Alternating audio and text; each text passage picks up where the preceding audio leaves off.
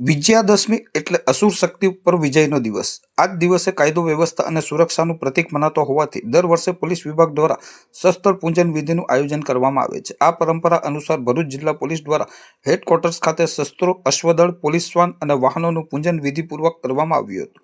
જિલ્લા પોલીસ અધિક્ષક અક્ષયરાજ મકવાણાની અધ્યક્ષતામાં યોજાયેલ આ કાર્યક્રમમાં તમામ ડીવાયએસપી, પીઆઈ, પીએસઆઈ તથા મોટી સંખ્યામાં પોલીસ જવાનો ઉપસ્થિત રહ્યા હતા। આ કાર્યક્રમ દરમિયાન એસપી અક્ષયરાજ મકવાણાએ જણાવ્યું હતું કે દશેરા પર્વે શસ્ત્ર પૂજનનું વિશેષ મહત્વ છે, જે હથિયારોનો ઉપયોગ કાયદો અને વ્યવસ્થા જાળવવા માટે થાય છે। તેની પૂજા કરીને પોલીસ જવાનોમાં નવી ઉર્જા, શક્તિ અને મનોબળનો સંચાર થાય છે।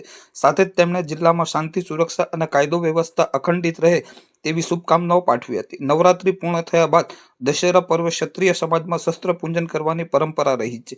એ જ પરંપરાને અનુસરીને ભરૂચ જિલ્લા પોલીસ દ્વારા પણ આ વિધિ શ્રદ્ધાભર્યા અને ભવ્ય રીતે યોજાઈ હતી।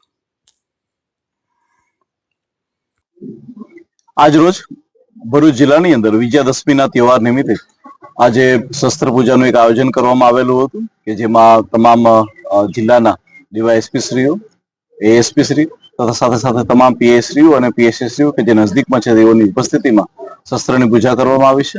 અને ત્યારબાદ જે છે એ વિજયાદશમીના તહેવાર નિમિત્તે તમામ લોકોને ફાફડા અને જલેબી ખાઈ અને આ તહેવાર જે છે મનાવવામાં આવી રહ્યો છે। સાથે સાથે નવરાત્રીના આ બંદોબસ્ત દરમિયાન 9 દિવસ જે છે એ ભરૂચ જિલ્લાના તમામ પોલીસોએ ખૂબ જ ઉમદા પ્રકારની કામગીરી કરી અને મોડી રાત સુધી પેટ્રોલિંગ અને મહિલાઓની સુરક્ષા અને સેફટી સિક્યોર કરી છે। એ બાબતે પણ હું એ લોકોને ખૂબ ખૂબ અભિનંદન આપું છું। Thank you.